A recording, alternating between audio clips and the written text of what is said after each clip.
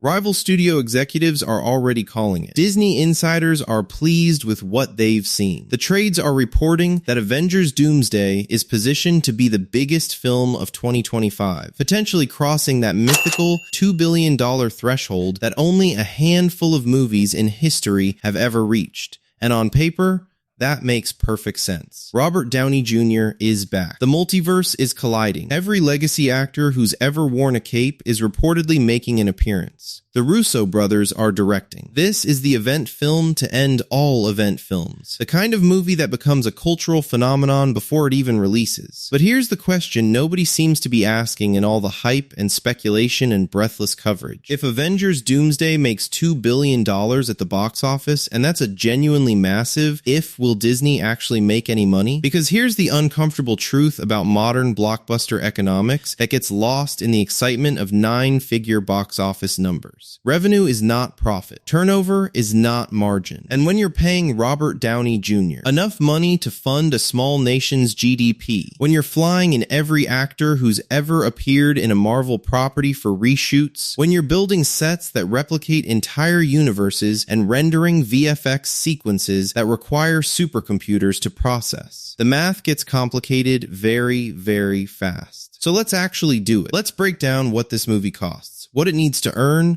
and whether the biggest event film of the decade can actually turn a profit. Because the answer might surprise you. The production budget, where the money goes. First, we need to talk about what it actually costs to make Avengers Doomsday. Now, Marvel and Disney are notoriously secretive about their budgets. They don't release official numbers. They don't confirm trade reports. Everything we know comes from industry insiders, anonymous sources, and calculated guesswork based on comparable films. But we can make some pretty educated estimates based on what we know about how these movies get made and what the going rates are for talent at this level. Endgame had a reported production budget of around $356 million. That was 2019. Inflation alone pushes that number higher for an equivalent film made in 2025. But Doomsday isn't just dealing with inflation. It's dealing with something far more expensive: Robert Downey Jr.'s return. According to multiple reports, Ridge is not just getting paid. He is getting paid. We're talking about a deal structure that includes a massive upfront fee, back-end points, and a compensation package that includes private jets, personal security teams, and accommodations that would make a head of state jealous. Some estimates put his total compensation somewhere north of $80–100 million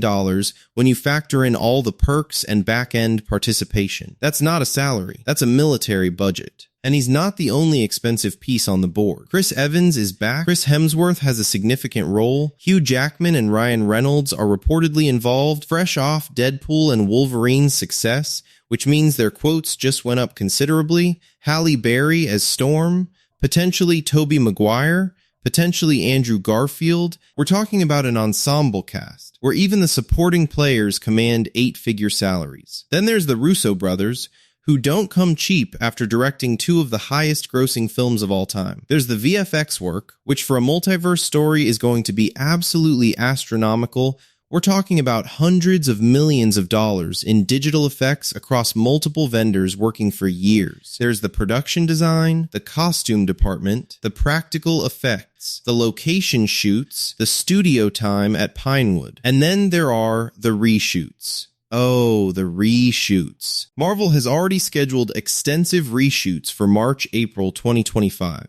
That means bringing the entire cast back. That means paying everyone again, or at least honoring whatever contractual obligations exist for additional photography. That means rebuilding sets, coordinating schedules for actors who are now working on other projects, extending VFX timelines, and adding months to the post-production schedule. Conservative estimate? This movie's production budget is probably sitting somewhere between $450 million.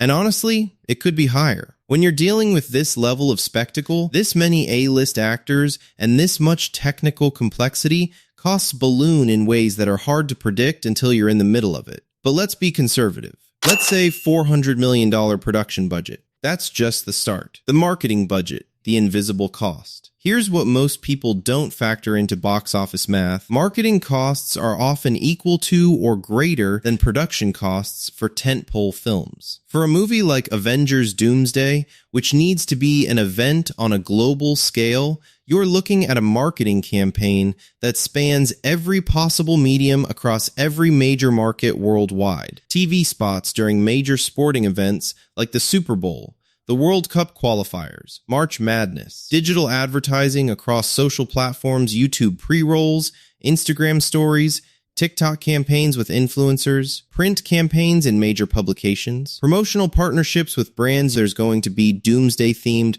fast food toys, cereal boxes, cross-promotions with car companies and tech brands, premiere events in multiple cities. Not just Los Angeles and New York, but London, Tokyo, Beijing, Mexico City, Sydney, press tours that fly talent around the world for weeks of interviews, talk show appearances, and junket sessions with media from every major market. And this isn't just domestic marketing. Marvel needs to market this film in China, where the MQ has had a rocky relationship recently and where government censorship means you can't always use your best footage. They need to market it across Europe, where theatrical attendance patterns are different. Latin America, where dubbed versions need their own campaigns. Asia-Pacific regions where cultural contexts require completely different promotional strategies. Every market requires localized campaigns, translated materials, region-specific key art, country-specific social media strategies,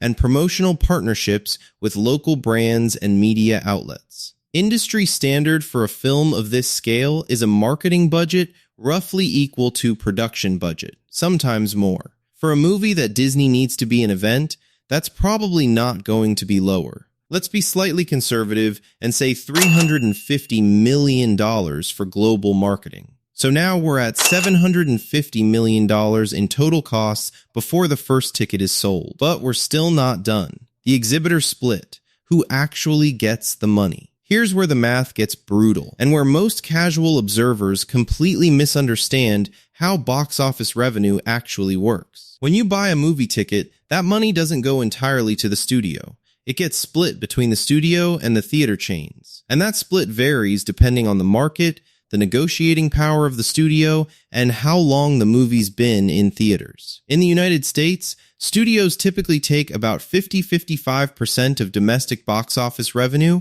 in the first few weeks, with that percentage declining over time as the film stays in theaters longer. Disney, given their market power, usually gets closer to the 55% end, sometimes even negotiating for more on opening weekend for massive tentpoles. International markets are less favorable. Studios often only get 40-45% of international revenue, sometimes less depending on the territory and the specific deals negotiated with distributors and exhibitors in each country. And then there's China, which is particularly brutal. Studios typically only receive about 25% of the box office revenue from China due to government regulations, the way the market is structured, and the cut that goes to state-controlled distribution entities. So when you see headlines that say Avengers Doomsday makes $2 billion at the box office, what that actually means in terms of money flowing back to Disney is significantly less than you think. Let's do the math with a hypothetical $2 billion box office performance. Assume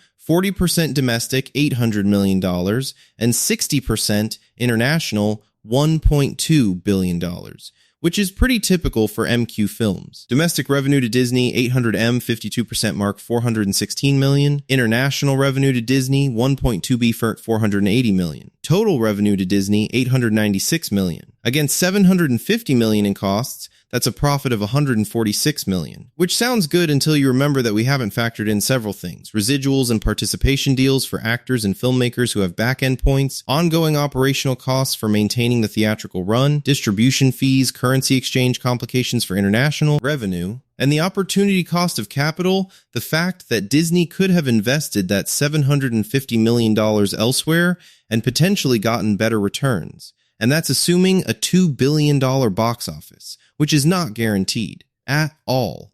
So will Avengers Doomsday actually hit $2 billion?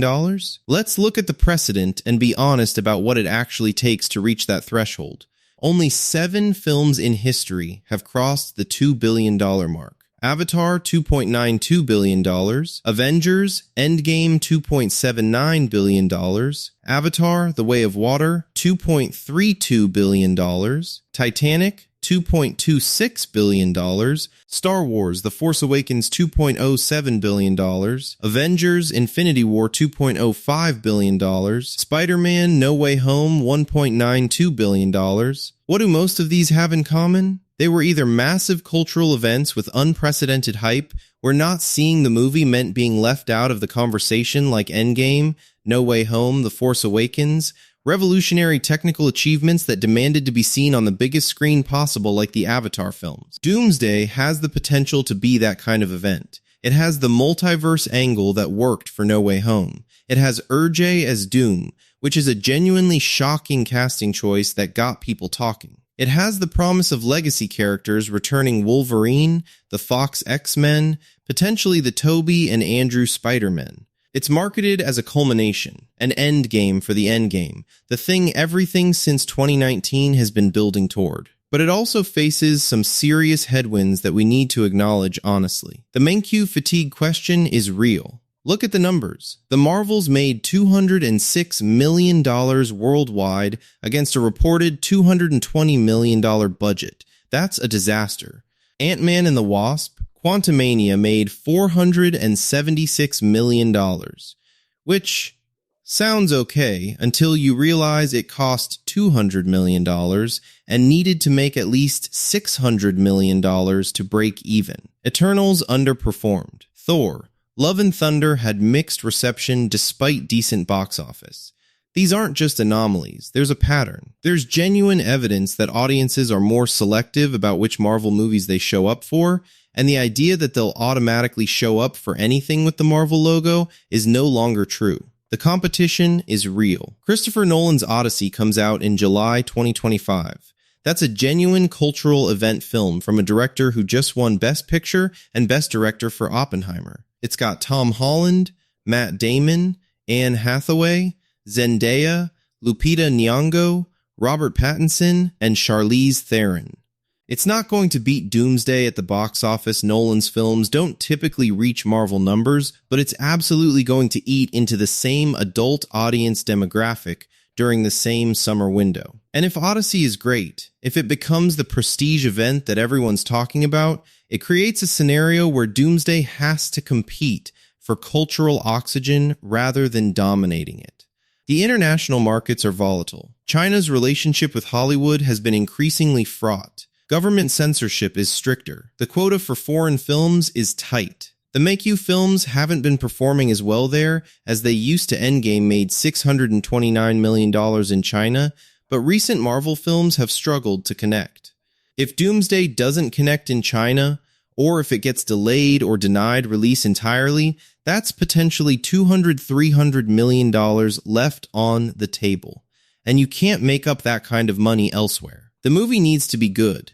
This sounds obvious, but it matters more than you think, and recent history proves it. No Way Home crossed $1.9 billion because it wasn't just a nostalgia bomb, it was a genuinely crowd-pleasing film that benefited from incredible word of mouth and massive repeat viewings. People saw it multiple times. They brought their friends, they went back with family. The legs on that movie were insane because audiences genuinely loved it. But when an MQ film is just okay, when it's fine but not special, when it feels like homework or obligation rather than entertainment, audiences show up opening weekend out of habit or FOMO, and then it collapses. And all the legacy cameos in the world can't save a movie that doesn't work on its own terms. If the story is incoherent, if there are too many characters and not enough development, if the VFX are obviously rushed, if it feels like a corporate product rather than a genuine creative vision, audiences will smell that, and they'll stay home. My honest assessment, based on everything we know right now, Doomsday will probably open huge. Probably $250–300 million domestic opening weekend, maybe more if the reviews are strong and the word of mouth is ecstatic. That'd be one of the biggest openings ever. The question is, what happens after that? Everything depends on legs. Everything depends on whether audiences leave the theater wanting to see it again and telling their friends it's unmissable. If it's great, if it delivers on the promise, if it captures even half the lightning in a bottle magic of Endgame, if it makes people feel something real rather than just showing them things, $2 billion is possible, maybe even likely. But if it's just good, if it's solid but not spectacular, if it feels like more of the same, just louder and more expensive, I think it lands somewhere between $1.5–1.8 billion. Which is still massive, which is still a huge success by almost any metric, but which also means that Disney's profit margin on this film is much thinner than you'd expect for a movie that generates that much revenue.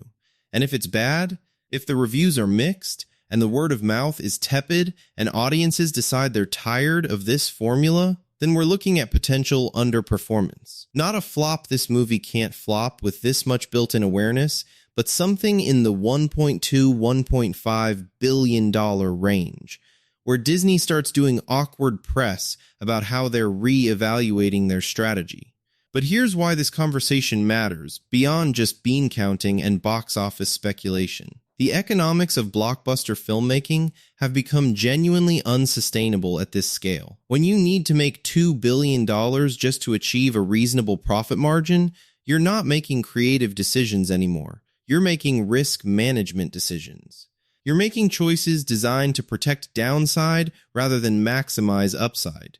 You're building a film that cannot afford to fail, which means it also cannot afford to take genuine creative risks. That's why we get legacy character cameos even when they don't serve the story. That's why we get fan service moments engineered in a lab based on social media engagement metrics. That's why every Marvel movie increasingly feels like it exists in service of the universe rather than in service of itself. Because the financial stakes are so high that genuine creative risk becomes impossible to justify to the executives who control the money. And that creates a really perverse incentive structure where Marvel is incentivized to play it safe, to give audiences exactly what they expect, to rely on nostalgia and spectacle and the promise of seeing favorite characters again, rather than taking the kinds of swings that made Phase 1 special. Because when you're risking $400 million in production costs and another $350 million in marketing, you cannot afford to alienate any segment of your audience. You cannot afford to make bold choices that might divide people. You cannot afford to challenge or surprise or subvert expectations. Everything has to be designed for maximum breadth, maximum accessibility, maximum broad appeal. Which sounds good in a boardroom, but often results in art that's been focus grouped into blandness. The irony is that playing it safe might be the riskiest move of all. Because if there's one thing we've learned from the post-Endgame era, it's that audiences can smell desperation. They can tell when you're giving them what you think they want rather than what you believe in. They can sense when a film is made by algorithm rather than by artists with a genuine vision. And that distinction, subtle as it may be, is the difference between a movie that feels essential and a movie that feels like expensive homework. No Way Home worked because it wasn't just fan service. It was fan service in service of a genuine emotional story about Peter Parker growing up and learning to let go. The multiverse stuff worked because it was grounded in real character stakes. If Doomsday is just here are all the characters you remember, look at them interact, that's not enough. That's not a story. That's a theme park attraction. And audiences, having been burned by several years of theme park attractions masquerading as films, are getting wise to the difference. So will Avengers Doomsday make $2 billion? Maybe. Probably. If everything goes right. If the movie is genuinely great. If the reviews are strong. If the word of mouth is ecstatic. If China doesn't block it. If the marketing campaign is perfect. If there are no major controversies or scandals that derail the conversation. If audiences decide they still care about the MAQ enough to show up in these numbers. That's a lot of ifs. Will Disney make a significant profit if it does hit $2 billion?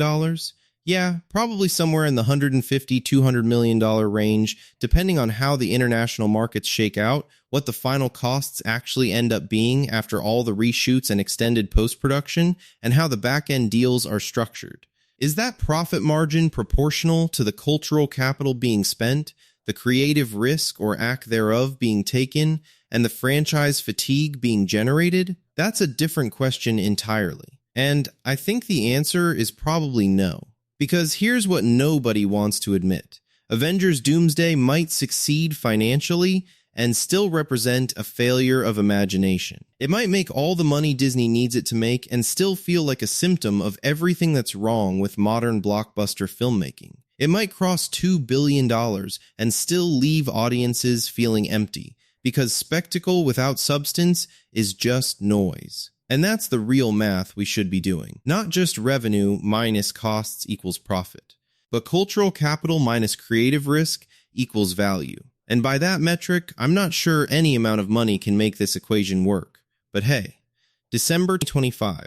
We'll see if I'm right. Or if this thing crosses $2.5 billion and makes me look like an idiot for doubting the mouse. Honestly, either outcome would be fascinating, because it'll tell us something important about where cinema is right now, what audiences actually value, and whether spectacle alone is still enough to justify these budgets. I'm rooting for it to be great. I genuinely am. Because a great Avengers movie is a special thing. But I'm also old enough to know that hope and expectation are different animals. So let's watch what happens. Let's see if Disney's $750 million gamble pays off. Let's see if audiences show up. And let's see if, when all the dust settles and all the money's been counted, anyone actually remembers what the movie was about. That's the uncomfortable economics of Avengers Doomsday. The movie might make all the money in the world and still barely justify its own existence as a business proposition. And that should tell you something about where we are with blockbuster filmmaking right now. We've built a system where even success looks like a problem. But what do you think? Am I being too pessimistic? Too cynical about Marvel's ability to pull off another Endgame-level event? Or is this the honest conversation we should be having about what it actually costs to make these movies and whether the returns, both financial and artistic, are worth it? Let me know in the comments. Tell me your box office predictions. Tell me if you think I'm underestimating the multiverse hype, or if you think I'm being too generous. And hey, if I'm wrong and this thing makes $3 billion and reinvigorates the entire franchise, I'll gladly eat crow in the follow-up video. Until then, we're all just guessing. But at least we can guess with some actual math behind it.